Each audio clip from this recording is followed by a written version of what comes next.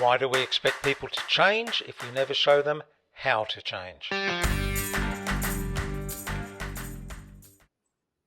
This is Changeability. It's real change for real people, and we keep it real simple. Today's guest is a keynote speaker, a team well-being expert. She reduces stress, she stops churn, and get this, she improves harmony. You want to come and work at my place? That would be good. Welcome, Toni Powell. Where does this podcast find you? Where does it find me? At home. So, and that's not far up the road from me. That's just No, up on the we're almost neighbours. on the coast of the east coast of Australia. Yeah. So, give us a thumbnail sketch of who Toni Powell is. Oh, mother of 5, grandmother of 9, great-grandmother of 1. Wow. Okay. Because I've been busy. yeah, I'm just coming up to being a first-time grandfather. Oh, congratulations. Yeah, really excited and looking forward to that. So anyway, I've taken from the Toni Powell story. Keep going. Yes, so, 13 years ago, I started speaking about the really exciting things I'd found that helped me change rapidly. So that's what I do now. I either do keynote speaking or run wellbeing programs for corporates and education sector. All right. Well, that's a very, very thumbnail sketch, but that's good. We'll dig we'll dig into a little bit more. So this is the big question. Have you ever done something that you never thought you could do? And many things. I think I specialize in taking on something that I've never done and doing it. So pick one for us. Pick one. This one's a fun one. I decided to make a short film, and not having ever made one, not having any idea about film, knew nothing, zero. I decided I wanted to make a short film and win a film festival, and so I did. So what was the trigger for that? I'd always just had an interest in film since I was young because I think I've always had a really big interest in changing the world. I think I was 11 when I put on my first event to raise money for a charity. So it's always been what drives me. Um, Film always, I saw, I think about 19, that film was the way to change the world, that it was incredibly powerful. And I always wanted to be a film director, but it was, this sort of dream you have when you're a teenager and you want to be a rock star, like, and you don't sing, like, a silly dream. And I got to 47, found myself in a country town, didn't know anybody, and needed a reason to keep going. So I decided, I'll make a film and win a film festival. I don't know where these ideas come from. Anyway, against all odds, we did make a film and win not only that festival but many others. So how do you realize that? How do you realize from not being able to make a film, not knowing anything about it, not being able to sing, as you said, as if you wanted to be a rock star? How do you realize? I mean, where do you start? Because this is where people get stuck. They go, yeah, I've got an idea, but like, where do I start? Commit. You, I entered. And I think that's how I do everything. Is I book the launch of my book before I've started writing the book, or that sort of thing. I give myself some reason that I have to continue, that pushes me forward. I think that works well for me. I don't know about other people, but for me, I need some commitment, and where if I don't do it, there's a consequence. And that consequence may not be big in the real world, but it's big to me. So I just make a commitment, lock myself in. So I've now got to deliver, and then I go and find a way to deliver it. yeah, I mean, that's very common out of all the people I've met who have done things that they didn't think they could do.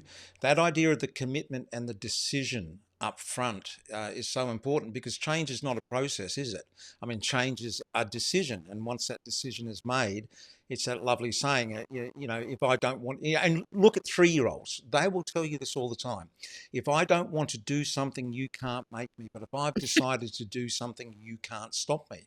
And that is the starting point for so much change. And I think you've also got to be quite prepared to fail at it. To no, I'm going to give this everything, but if I fail, that's not a bad thing. I don't really understand the attitude that we have to failure. I wish there was a different, that there was embracing of failure, because it is such a great way to learn. It gives you the lessons that you don't ever forget. So I think it's a wonderful vehicle for learning. So I think if you're willing to fail and make a commitment, you're well on the road. Yeah, but the problem with that, I think, starts at school. I mean, I always point the finger at schooling because, schooling is binary. There's a right answer or there's a wrong answer. And if you don't Yeah, get the right answer, what we do in school is we process you back through the system until you learn what the right answer is. And then, of course, what do we do? They push us out into the world. And then we go, well, for me to get on in the world, obviously there's only one thing to do, and that's to keep striving to get the right answer. And that yeah, just induces this huge fear of failure in people. yeah, yeah. Yeah. Yeah. I find it really sad that we're living in a zero sum game where it's for someone to win, someone has to lose, and it's almost impossible for all of us to thrive with that thinking. And I'd love to see a change in thinking where other people's well-being uh, was the win. That if we contributed to someone else's well-being, that was the win, because then everyone would win. We could all win at that game. I'd love to see a change in the game. Yeah, I mean, I agree. I mean, I have that abundance mindset as well. But I'm wondering because I mean, I looked at something in your profile and you said you were an autodidact, which, yeah, I mean, so if anyone doesn't know what an autodidact is, it's you're self-taught. You're a person who's self-taught. And that is something I share with you, Tony. Like, I mean, I always say I did really well at school if you don't count learning, because I mean, the curriculum at school just never interested me, but I have been hungry for knowledge. I've been Yeah, curious all my life. So I'm just wondering whether, clearly, I think this influences our ability to get out there because we both share, in a sense, a similarity in history that, we've made some, fairly big swings and changes and zigzags in our life, but also that ability, just is getting back to the ability to accept failure. I love all my failures. Without my failures, I wouldn't be the person that I am. Am I a perfect person? No, but like I only got one go at this, so I'm pretty happy with how it's turned out. Failure is just so important. It teaches you so many good lessons. yeah, it's a wonderful thing. I ran a fail fest for QUT one year. So what's that? Explain I that. loved it. I was at half a day on how wonderful failure was. And how was that received? Loved it. They loved it. Yeah. And so just tell me a bit more about that. Oh, I just talked everyone through the gifts of failure, and that these people we see who are successful didn't start out successful, and that every iteration, every go at it, um, teaches us something. I'm currently I wanted a big painting, and I haven't. I've done a paint and sip kind of thing, but I haven't ever done a big painting, and I'm not a painter and I'm not an artist. But I decided I needed a big painting. So I'm in the process of doing a big painting. And the thing I'm noticing about it is that it goes through these phases of it, you paint the whole canvas orange and that looks kind of great. You could almost hang that up. Then the next phase, it looks terrible. And for the next couple of days, it looks awful. And you're thinking, what am I doing? What am I doing? Then it starts looking good. And then it starts looking bad again. And then as I'm going through this process, this picture changes to something I like and something I don't like. And I kept thinking, this is exactly how it is whenever I'm doing anything. I'll go through something and I'll think it's not working, but actually it's just the layers that need to keep building in order for the light, the beauty to come out, but some of those layers feel bad and look bad. Does Yeah, it make yeah, sense? very much so. And it's a much longer game Yeah. than people think. I mean, people set. I mean, people I've spoken to set unrealistic targets, and I myself used to set unrealistic targets. And I've realised that now I don't. I mean, for me, change, like major change in my life, I roughly look at 5 years. I mean, I think it's sort of that's how long it takes me to learn the new skills that I need. That's how long it takes me to build relationships and establish trust with other people in that new arena. And so generally, like it's always plus or minus, but for me, it's a long game. And I used to think, oh, I'm going to do something, and in 6 months I'm going to do it, and it just never worked out that way. Uh, I've had a bit of the opposite experience. I do always go for impossible targets, and I generally do them fairly quickly. Like, I made the film in October, and and then started attending film festivals a few months later. By June the next year, so in April I thought, wouldn't it be great to start a film festival? In April, I had run the first event, and um, within a year, I had an internationally renowned event. So I tend to go really hard for the top. Do you? when, Okay. when I started speaking, I did exactly the same thing. No experience, knew no one, ever even been to a corporate workshop. Rang BHP and went, I want to run a workshop. And they let me. So it's my first gig. So I tend to aim at the top and go. Take a. I do go for really impossible targets. I mean, it was a crazy idea to think that I was going to, as a first time filmmaker, win a festival, and we So, did. yeah. So I mean, just what you're saying is the opposite experience to me, because in a sense I start at the bottom. Like You always that's go top.